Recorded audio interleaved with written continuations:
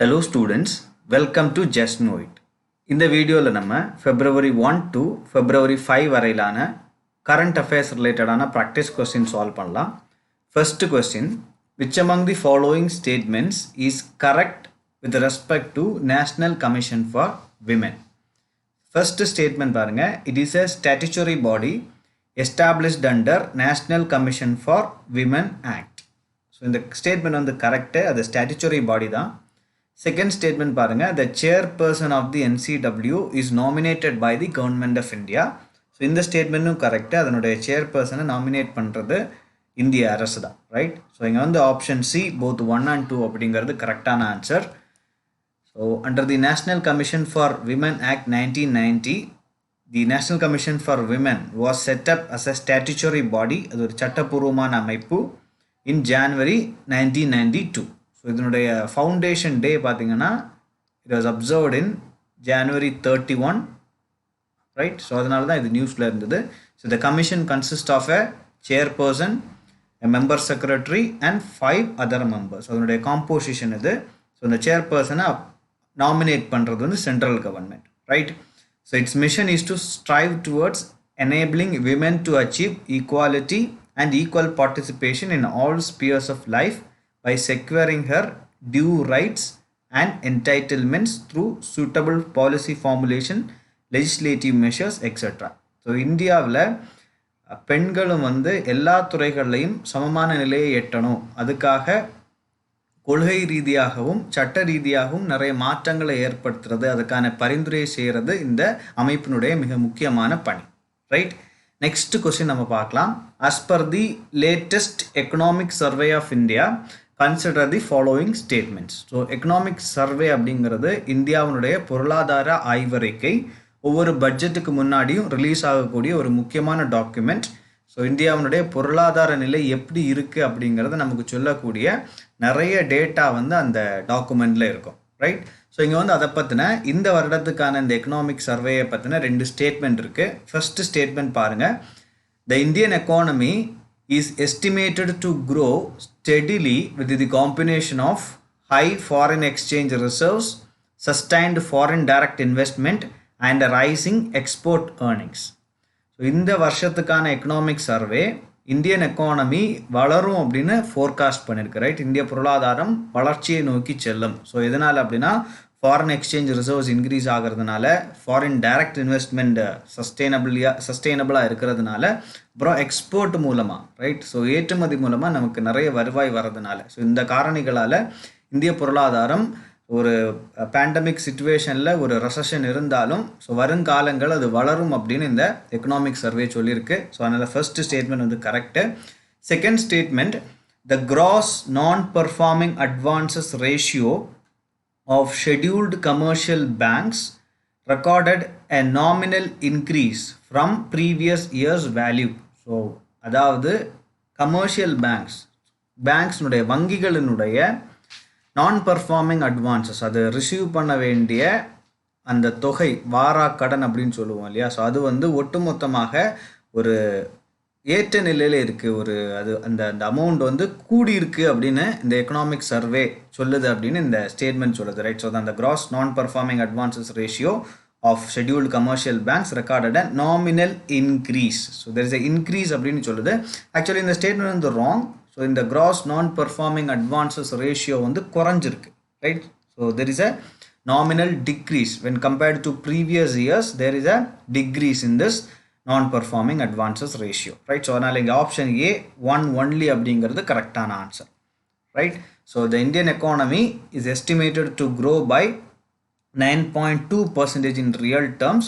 So இந்த Indian economy grow ஆகும் அப்படிங்கிறத நம்மளுடைய எக்கனாமிக் சர்வே மட்டும் இல்லை, வேர்ல்டு லெவலில் வெளிவரக்கூடிய வேறையும் நிறைய எக்கனாமிக் டாக்குமெண்ட்ஸ் வந்து இதை சொல்லியிருந்தாங்க, இதை ஃபோர்காஸ்ட் பண்ணியிருந்தாங்க.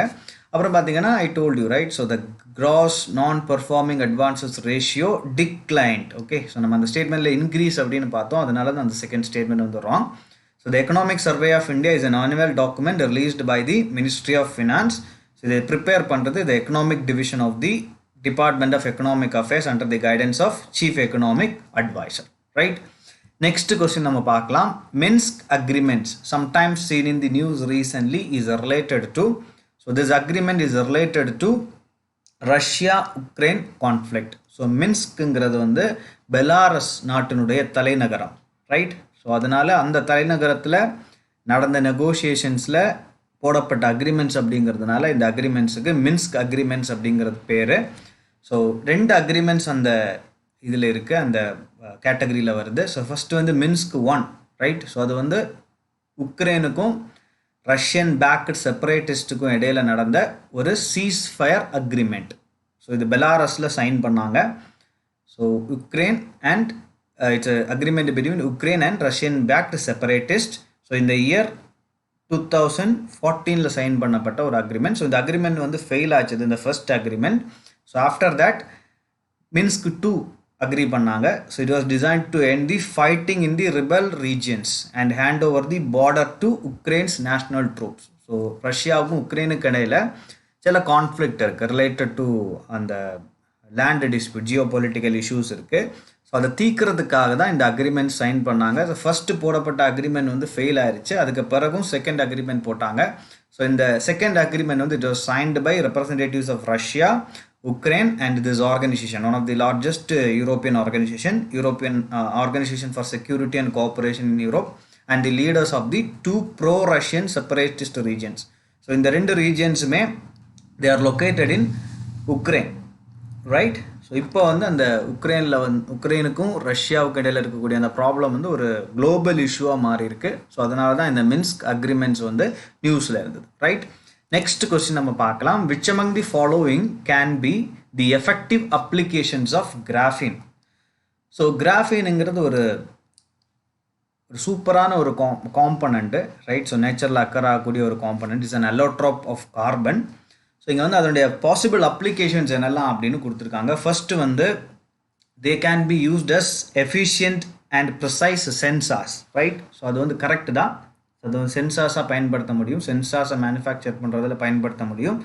அப்புறம் வந்து எலக்ட்ரானிக்ஸ் குட்ஸில் வந்து it can be use. So faster and efficient எலக்ட்ரானிக்ஸில் பயன்படுத்தலாம், ஃப்ளெக்சிபிள் டிஸ்பிளேஸில் பயன்படுத்தலாம். அஃப்கோர்ஸ் இப்போ வந்து பார்த்திங்கன்னா ஃபாஸ்டர் டிஎன்ஏ சீக்வன்சிங்லேயும் இதை பயன்படுத்த முடியும் கிராஃபைனில். ஸோ நிறைய மல்டிபிள் அப்ளிகேஷன்ஸ் இருக்கக்கூடிய ஒரு முக்கியமான பொருள் இந்த கிராஃபைன். ஸோ இங்கே வந்து ஆப்ஷன் டி 1, 2, 3 and 4 அப்படிங்கிறது கரெக்டான answer. So graphene is a 1 atom thick, so ரொம்ப மெல்லிஸானது பட் ரொம்ப ஸ்ட்ராங்கான ஒரு element, right? So graphene is a 1 atom thick layer of carbon atoms arranged in a hexagonal lattice. So it is the thinnest, most electrically and thermally conductive material in the world. So which is flexible, transparent and incredibly strong. So இது இந்த மாதிரி ஒரு properties இருக்கிறதுனால தான் அதை வந்து அதுக்கு நிறைய வைடு ரேஞ்ச் ஆஃப் அப்ளிகேஷன்ஸ் இருக்குது. ஸோ ஏன் இந்த கொஸ்டின் இங்கே இருக்குது அப்படின்னா, ஸோ ரீசெண்டாக government of Kerala has announced that India's first graphene innovation centre will be opened at Thrissur, Kerala. That's why this question is here, right? Next question பார்க்கலாம். Services, e-health assistance and teleconsultation. SeHAT initiative is a teleconsultation service launched by, so this teleconsultation service is launched by Ministry of Defense. So இது வந்து 2021 launch பண்ண ஒரு initiative. So இந்த இனிஷியேட்டிவ்க்கு கீழே recently Ministry of Defense has launched services for home delivery of medicines for veterans and serving military personnels, right? So அதுக்காக தான் அந்த கண்டெக்ஸ்டில் தான் இந்த SeHAT இனிஷியேட்டிவ் ரீசெண்டாக நியூஸில் இருந்தது. So what is it? It is the tri services teleconsultation service of the ministry of defence. So இந்த 3 services, army, navy, ஏர்ஃபோர்ஸில் ஒர்க் பண்ணக்கூடிய பர்சனல்ஸ், ஒர்க் பண்ணி ரிட்டையர் ஆன வெட்ரன்ஸ் எல்லாருமே வந்து through teleconsultation they can get medical advice from the experts, right? So adukana or initiative தான் இது. So it aims to provide healthcare services to patients in their homes, right? Next question நம்ம பார்க்கலாம். Which among the following statements is or correct? So this is about Hoysala's architecture. First statement, the architecture of the Hoysalas is a hybrid of the Nagara style of temple architecture of North India and the Dravidian style from the south. So இந்த statement வந்து correct. So இந்த ஹொய்சலா ஆர்கிடெக்சரை வந்து நம்ம ஒரு hybrid architecture அப்படின்னு சொல்லுவோம். It's a combination of both Nagara style, north இந்தியாவுடைய Nagara style, அப்புறம் சவுத் இந்தியானுடைய திராவிடியன் ஸ்டைல்ஸ். இந்த ரெண்டு டெம்பிள் ஆர்கிடெக்சர்ஸுடைய ஒரு ஹைப்ரிட் ஃபார்ம் தான் இந்த ஹொய்சலாஸ் ஆர்கிடெக்சர். ஸோ இதை வந்து வெசரா அப்படின்னு சொல்லுவாங்க, வெசரா ஆர்கிடெக்சர் அப்படின்னு சொல்லுவாங்க. செகண்ட் ஸ்டேட்மெண்ட் பாருங்க, Kalyani are stepped wells are commonly found in the Hoysala sacred ensembles. So இதுவும் வந்து கரெக்டு. இந்த ஹொய்சலா கோவில்களில் இந்த ஸ்டெப்டு வெல்ஸை வந்து பார்க்க முடியும். ஸோ ரெய்னி சீசனில் பெய்யக்கூடிய மழையை தேக்கி வச்சு அதுக்கு பிறகு வரக்கூடிய சம்மர் சீசனை டேக்கிள் பண்ணுறதுக்காக ஸோ அந்த காலத்திலே வடிவமைக்கப்பட்ட ஒரு வாட்டர் மேனேஜ்மெண்ட் ப்ராக்டிஸ் அது. ஸோ அது வந்து இந்த ஹொய்சலா டெம்பிள்ஸில் பார்க்க முடியும். ஸோ இது apart from these ritual ponds, so ஏற்கனவே நம்ம சவுத் இந்தியன் டெம்பிள்ஸில் எல்லாமே ரிச்சுவல் பாண்ட்ஸ் இருக்குது. ஸோ தெப்ப குளங்கள்னு சொல்லக்கூடிய ரிச்சுவல் பாண்ட்ஸ் இருக்குது. அதுக்கு அடிஷ்னலாக தான் இந்த ஹொய்சலா டெம்பிள்ஸில் நம்ம இந்த ஸ்டெப்டு வெல்ஸை பார்க்க முடியும், ரைட். ஸோ அதனால அது ஒரு யூனிக் ஃபியூச்சராக சொல்கிறாங்க. அடுத்த தேர்ட் ஸ்டேட்மெண்ட் பாருங்கள், இந்த Hoysala temples laid out in the shape of an intricately designed star, right. So இது வந்து ஒரு ஸ்டார் ஷேப்பில் டிசைன் பண்ணியிருக்காங்க. அந்த ஃப்ளோர் பிளான்ஸ் வந்து யூஸ்வலி இந்த மாதிரி ஒரு ஸ்டார் ஷேப்பில் இருக்கும் அப்படின்னு இந்த ஸ்டேட்மெண்ட் சொல்லுது. இதுவும் ஆக்சுவலி கரெக்டு. ஸோ அதனால் எங்கள் ஆப்ஷன் டி 1, 2 and 3 அப்படிங்கிறது கரெக்டான ஆன்சர். ஸோ இந்த ஹொய்சலாஸ் அப்படிங்கிறது யாருன்னா, so they are a dynasty of kings who ruled South India between 1110 AD and 1326 AD. Right? So during their reign, the Hoysalas built more than 1500 temples all across their empire. So 1500 கோவில்கள் கட்டினதாக சொல்கிறாங்க. But இப்போ வந்து ஏறக்குறைய ஒரு 100 கோவில்களுக்கு பக்கம் தான் இப்போது ரிமைனிங்காக இருக்குது. So the Hoysala temples are sometimes called hybrid or Vesara as their unique style seems neither completely Dravida or Nagara, not somewhere in between. So நம்ம அந்த ஸ்டேட்மெண்ட்டில் பார்த்த மாதிரி நீங்கள் பார்த்தீங்கன்னா இங்கே தெரியுது, இந்த பிக்சரில் போட்டிருக்கிறேன். So kind of star shaped floor plan வந்து இருக்குது. ஸோ பொதுவாக இந்த ஹொய்சலா ஆர்கிடெக்சருடைய ஒரு முக்கியமான ஃபியூச்சர் வந்து இது, ரைட். ஸோ நம்ம சாதாரணமாக பார்க்கக்கூடிய டெம்பிள்ஸில் இது இருக்காது. பட் இந்த ஹொய்சலா ஆர்கிடெக்சர் வந்து ஒரு யூனிக் ஃபியூச்சர், இந்த star based plan, right. So இது ஏன் இங்கே நியூஸில் இருக்குது இந்த ஹொய்சலா ஆர்கிடெக்சர்னா, so recently union ministry of culture has nominated sacred ensembles of the Hoysala temples at Belur, Halebed and Somanathpura in Karnataka for consideration as the World Heritage Site for the year 2002-2023. So already இந்த 3 சைட்ஸுமே யுனெஸ்கோனுடைய tentative லிஸ்ட்டில் இருக்குது, right.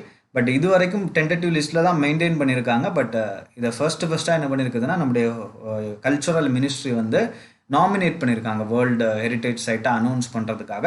So நம்ம பொறுத்திருந்து தான் பார்க்கணும் இந்த UNESCO வந்து இந்த வேர்ல்டு ஹெரிட்டேஜ் சைட்டை அங்கீகரிக்குமா இல்லையா அப்படின்னு, ரைட். நெக்ஸ்ட் கொஸ்டின் நம்ம பார்க்கலாம். Which among the following statements about coal gasification is are incorrect. நம்ம வந்து இன்கரெக்ட் ஸ்டேட்மெண்ட்டை கண்டுபிடிக்கணும். So coal gasification is a process in which coal is partially oxidised with air, oxygen, steam or carbon dioxide to form a fuel gas. So இந்த statement வந்து correct, right. So either நமக்கு வந்து கோலில் வந்து கேஸிஃபை பண்ணால் நமக்கு fuel case கிடைக்கும், இல்லை அப்படின்னா சின் கேஸ் கிடைக்கும், ரைட். சிந்தட்டிக் கேஸ் ஆர் சின் கேஸ் கிடைக்கும். இது ரெண்டும் தான் கோல் கேசிஃபிகேஷன்லேருந்து நமக்கு கிடைக்கக்கூடிய ப்ராடக்ட்ஸ். ஸோ இதை வந்து நம்ம ஃபியூயல்ஸாக யூஸ் பண்ணலாம், ரைட். ஸோ இதுலேருந்து எனர்ஜி நம்ம எடுக்க முடியும். ஸோ வேறு ஸ்டீல் இண்டஸ்ட்ரீஸில் வந்து இதை கோக்கிங் கோலுக்கு பதிலாக பயன்படுத்த முடியும், ரைட். ஸோ இப்படி நிறைய யூசஸ் வந்து இதுக்கு இருக்குது. செகண்ட் ஸ்டேட்மெண்ட் பாருங்கள், coal gasification actually produces less carbon dioxide than a conventional coal powered thermal power plant அப்படின்னு இருக்கு. But this is wrong, right. So coal gasification வந்து actually it produces more carbon dioxide, not less carbon dioxide, right. So conventional coal powered thermal power பிளான்ட்ஸை விடைக்கும் இது வந்து ecologically வந்து பார்த்திங்கன்னா ரொம்ப மோசமான ஒரு இனிஷியேட்டிவ் அப்படின்னு சொல்கிறாங்க, இல்லை ஒரு மோசமான டெக்னாலஜி அப்படின்னு சொல்கிறாங்க. ஸோ அதை விடைக்கும் அதிகமாக கார்பனை வந்து உமிழக்கூடிய ஒரு ப்ராசஸ் தான் இது, இந்த கோல் கேசிஃபிகேஷன். அதனால் இங்கே ஆப்ஷன் பி 2 ஒன்லி அப்படிங்கிறது கரெக்டான answer, because the question is asking for incorrect statement, right. So fuel gas நமக்கு coal gasificationலேருந்து fuel gas கிடைக்கும். So this gas is used instead of piped natural gas. So இதுக்கு பதிலாக நம்ம இந்த fuel gas பயன்படுத்தலாம். நேச்சுரல் கேஸுக்கு பதிலாக மீத்தேனுக்கு பதிலாக எனர்ஜி எடுக்கிறதுக்கு fuel gas பயன்படுத்த முடியும். Then syngas, right? So syngas வந்து ஃபர்டிலைசர் மேனுஃபேக்சரிங், மற்ற மாதிரி ஃபியூயல்ஸ் யூஸ் பண்ணுறது, சால்வென்ட்ஸ், சிந்தட்டிக் மெட்டீரியல்ஸ் பயன்படுத்துறதுக்கு யூஸ் பண்ண முடியும். ஈவன் அயன் அண்ட் ஸ்டீல் இண்டஸ்ட்ரீஸில் கோக்கிங் கோலுக்கு பதிலாக கூட இந்த சின்காஸை ஃபியூயலாக வந்து பயன்படுத்துகிறாங்க, ரைட்? பட் என்விரான்மெண்டல் பர்ஸ்பெக்டிவில் பார்க்கும்போது coal gasification it produces more carbon dioxide than a conventional coal powered thermal plant. So this is not an eco friendly technology. But நீங்கள் பார்த்தீங்கன்னா நம்ம இந்த பட்ஜெட்டில், ரைட், ஸோ ரீசெண்ட் பட்ஜெட்டில் it proposed 4 pilot projects for coal gasification and conversion of coal into chemicals required for the industry. So இதனால தான் environmentalists வந்து they have raised concerns over this announcement, right? So அதனால தான் இந்த நியூஸில் இருந்தது, right? Next question நம்ம பார்க்கலாம். which of the following statements regarding saffron is incorrect? Right? So first statement பாருங்க, first option, saffron grows well at an altitude of 200 meters above sea level. Okay. Option B, it requires temperature of 35 or 40 degrees Celsius in summer to -15 to -20 degrees Celsius in winter. Okay. C, saffron is a plant whose dried stigmas are used to make saffron spice, right? Recently the Kashmir saffron has got geographical indication tag. So இதில் incorrect statement வந்து இது first statement, right? So actually saffron grows well at an altitude of more than 2000 meters above sea level, right? So அதனால் இதுதான் incorrect statement. மிச்சம் எல்லாமே correct statement. So அதுக்கு வந்து temperature பார்த்தீங்கன்னா ஸோ அது ஒரு வித்தியாசமான plant. It requires hot as well as cold conditions. அதே மாதிரி அதில் இருக்கக்கூடிய அந்த ட்ரைடு ஸ்டிக்மாஸை தான் சாஃப்ரான் ஸ்பைஸாக யூஸ் பண்ணுறாங்க. So one of the very expensive spices in India. So ரீசெண்டாக காஷ்மீர் சாஃப்ரானுக்கு ஜியோகிராஃபிக்கல் இண்டிகேஷன் டேக் கிடச்சிருந்தது. Fine, okay. ஸோ நம்ம படித்தது மாதிரி ட்ரைட் ஸ்டிக்மாஸை பயன்படுத்துகிறாங்க. 2000 meters above sea லெவலில் தான் அது நல்லா வளரும், right? So it grows in many different soil types but thrives best in calcareous soil, right? So calcium carbonate அதிகமாக இருக்கக்கூடிய சாயிலில் தான் செழிப்பாக வளரும். ஸோ ஹியூமஸ் நிறைய இருக்கணும். அண்ட் pH வந்து பார்த்தீங்கன்னா 6 and 8. ஸோ ரொம்ப அசிடிக்காகவும் இருக்கக்கூடாது, ரொம்ப அல்கலைனாகவும் இருக்கக்கூடாது. ஸோ மீடியமான ஒரு pH கண்டிஷன்ஸில் தான் இது வளரும். ஸோ அப்புறம் வந்து பார்த்தீங்கன்னா it requires explicit climatological summer and winter, right? So with the temperature ranging from 35 to 40 degrees Celsius in summer to about -15 to -20 degrees Celsius in winter. So இப்போ இது ஏன் இங்கே கொஸ்டினில் இருக்குது அப்படின்னு பார்த்தீங்கன்னா, ரீசன்ட்லி சாஃப்ரான் வந்து அதிகமாக விளையிறது வந்து இந்தியாவில் காஷ்மீரில், எஸ்பெஷலி காஷ்மீரில் பாம்பூர் அப்படிங்கிற ஒரு ரீஜன் இருக்குது. ஸோ இது வந்து சாஃப்ரான் பவுல் அப்படின்னு சொல்கிறாங்க. ஸோ அதிகமாக சாஃப்ரான் விளையிறது வந்து இந்த பகுதியில் தான், ரைட்? ஸோ இப்போது இந்தியாவில் விளையக்கூடிய இந்த சாஃப்ரான் வந்து நம்முடைய தேவைக்கு போதுமானதாக இல்லை, ரைட்? ஸோ நம்ம வந்து ஒரு 6-7 டன் வரைக்கும் தான் நம்ம உற்பத்தி பண்ணுறோம். பட் நம்முடைய தேவை வந்து 100 டன்னுக்கு மேலே. ஸோ அதனால் என்ன பண்ணுறாங்கன்னா இதனுடைய கல்டிவேஷனை வந்து எக்ஸ்டெண்ட் பண்ண போகிறாங்க. ஸோ எஸ்பெஷலி நார்த் ஈஸ்டர்ன் ஸ்டேட்ஸில், சிக்கிம், அருணாச்சல் பிரதேஷ், மெகாலயா போன்ற ஸ்டேட்ஸில் ஸோ இதுக்கு கல்டிவேஷனை எக்ஸ்டெண்ட் பண்ண போகிறாங்க. ஏன்னா இந்த மாதிரியான கிளைமேட்டிக் கண்டிஷன்ஸ் வந்து அங்கேயும் நம்ம பார்க்க முடியும். ஸோ அந்த ஹை ஆல்டிடியூட் கண்டிஷன்ஸில். ஸோ அதனால் இது அங்கே கல்டிவேட் பண்ண போகிறாங்க. அதுக்கான மெஷர்ஸ் எல்லாம் வந்து கவர்மெண்ட் எடுத்துருக்குது. ஸோ அதனால தான் அது நியூஸில் இருந்தது, ரைட்? நெக்ஸ்ட் கொஸ்டின் நம்ம பார்க்கலாம். Which among the following are the ways through which the Lok Sabha can express a lack of confidence in the government, right? So usually அதுக்கு நிறைய வழிகள் இருக்குது. அதில் சில வழிகளை இங்கே கொடுத்துருக்காங்க. ஸோ எப்போ எல்லாம் வந்து லோக்சபா ஒரு இந்த கவர்மெண்ட்டுக்கு மேலே நம்பிக்கை இல்லை அப்படிங்கிறத சிம்பாலிக்கலாக சொல்ல முடியும் அப்படின்னு இந்த கொஸ்டின் கேட்குது, ரைட்? ஸோ நம்ம வந்து நம்முடைய டெமோக்ராட்டிக் ஸ்ட்ரக்சரில், நம்முடைய பார்லமெண்ட்ரி ஃபார்ம் ஆஃப் கவர்மெண்ட்டில் ரொம்ப முக்கியமான ஒரு ஃபியூச்சர் என்ன அப்படின்னா responsibility, right? That means the government, the prime minister and council of ministers, they are responsible to the entire parliament, especially Lok Sabha, right? So Lok Sabha in particular, fine. So அதனால தான் இந்த மாதிரியான mechanisms இங்கே இருக்குது. So இங்கே வந்து ஒரு 4 mechanisms கொடுத்துருக்காங்க. Passing a censure motion, rejection of the motion of thanks to the president's address, passing a call attention motion or calling attention motion, rejection of a money bill. So இங்கே வந்து first one வந்து கரெக்டாக right. So சென்ஷூர் motion, so ஒரு minister, ஒரு individual minister இல்லை group of ministers இல்லை ஒட்டுமொத்த அமைச்சரவை, ஸோ இவங்களுக்கு மேலே கொண்டு வரக்கூடிய ஒரு தீர்மானம் தான் இந்த சென்ஷூர் மோஷன். அவங்களுக்கு கண்டனம் தெரிவிக்கக்கூடிய, ஸோ அவங்க எடுத்த ஒரு முடிவுக்கு கண்டனம் தெரிவிக்கும் விதமாக கொண்டு வரக்கூடிய ஒரு தீர்மானம் தான் இந்த சென்ஷூர் மோஷன். ஸோ இதை கொண்டு வந்துட்டா, இதை கொண்டு வந்து எதிர்கட்சிகள் இதை பாஸ் பண்ணிட்டாங்க அப்படின்னா, ஸோ அந்த லேக் ஆஃப் கான்ஃபிடென்ஸை சிம்பாலிக்காக அவங்க எக்ஸ்பிரஸ் பண்ணிட்டாங்க அப்படின்னு அர்த்தம். செகண்ட் ஒன் பாருங்க, rejection of the motion of thanks to the president's address. So யூஸ்வலாக பிரசிடென்ட் வந்து ஒவ்வொரு வருஷத்தினுடைய ஃபர்ஸ்ட் செஷனையும் அட்ரஸ் பண்ணுவார். அதே மாதிரி ஒரு எலெக்ஷன் முடிஞ்சு ஒரு புதிய லோக்சபா ரைட், ஸோ ஒரு புதிய மினிஸ்ட்ரி பதவி ஏற்கும் போதும் அவர் வந்து அட்ரஸ் பண்ணுவார். ஸோ இந்த பிரசிடென்ட் அட்ரஸில் வந்து யூஸ்வலாக கவர்மெண்டுடைய பாலிசி இருக்கும் ரைட். ஸோ அதுக்கு பிறகு அதை தொடர்ந்து வந்து மோஷன் ஆஃப் தேங்க்ஸ் ரைட், நம்பிக்கை பிரதமர் இந்த குடியரசுத் தலைவர் உரை மீதான நன்றி தெரிவிக்கும் தீர்மானம், அதனுடைய விவாதம் நடக்கும். ஸோ அதை வந்து பாஸ் பண்ணுறதுக்கு முயற்சி எடுப்பாங்க. ஸோ இதை வந்து ரிஜெக்ட் பண்ணிட்டாங்க அப்படின்னா அதுவும் it express the lack of confidence in the government. So அதனால் அதுவும் வந்து கரெக்டு தான். தேர்ட் பாருங்கள், passing of a calling attention motion ஒரு கால் அட்டென்ஷன் மோஷன். இது வந்து கவன ஈர்ப்பு தீர்மானம். ஓகே, ஸோ கவன ஈர்ப்பு தீர்மானத்தை பாஸ் பண்ணுறது வந்து சிம்பாலிக்காக கவர்மெண்ட்டுக்கு மேலே இருக்கக்கூடிய நம்பிக்கை இல்லை அப்படிங்கிறத எக்ஸ்பிரஸ் பண்ணுற அந்த கேட்டகரியில் வராது. அதனால் அது ராங் ரைட். ஸோ இது வந்து ஜஸ்ட் ஒரு முக்கியமான மேட்டர் கண்ட்ரியில் இருக்குது. ஸோ ஒரு முக்கியமான இஷ்யூ இருக்குது, அதை வந்து அவையில் விவாதிக்கணும் அப்படிங்கிறதுக்காக அந்த அமைச்சர் இல்லை அந்த குறிப்பிட்ட குரூப் ஆஃப் பீப்புளினுடைய அந்த கவனத்தை வந்து ஈர்க்கிறதுக்காக கொண்டு வரக்கூடிய ஒரு தீர்மானம் அது. ஸோ அதனால் அது பாஸ் பண்ணாலும் என்ன கிடையாது அப்படின்னா அது லேக் ஆஃப் கான்ஃபிடென்ஸை எக்ஸ்பிரஸ் பண்ணாது. அடுத்து ஃபைனல் ஃபோர்த் ஒன் பாருங்கள், rejection of a money bill. So இங்கே மணி பில்லையும் மற்ற உறுப்பினர்கள் சேர்ந்து ரிஜெக்ட் பண்ணிட்டாங்க அப்படின்னா அதுவும் வந்து என்ன ஆகும்னா it expresses a lack of confidence in the government. So அதனால் இங்கே வந்து 1, 2 and 4 ஒன்லி ஆப்ஷன் சி அப்படிங்கிறது வந்து கரெக்டான ஆன்சர். ஸோ ரீசெண்டாக நமக்கு பட்ஜெட் செஷன் தொடங்கி இருந்தது. ஸோ பட்ஜெட் செஷன் தான் ஒரு இயரனுடைய first session. So as I told you, so president's address வந்து எப்போலாம் இருக்கும்னா first session after each general election to the Lok Sabha and at the commencement of the first session of each year. So ரீசெண்டாக நடந்தது, first session தொடங்கி இருந்தது இந்த இயருக்கான first session. So it started with this president's address. So அதுக்கு பிறகு பார்த்தீங்கன்னா இந்த அட்ரஸ் வந்து ஆக்சுவலாக பிரசிடென்ட் வந்து 2 ஹவுசஸுமே சேர்ந்து இருக்கும். ஸோ இணைந்த அவைக்கு தான் என்ன பண்ணுவார்னா அவர் அந்த அட்ரஸை பண்ணுவார்.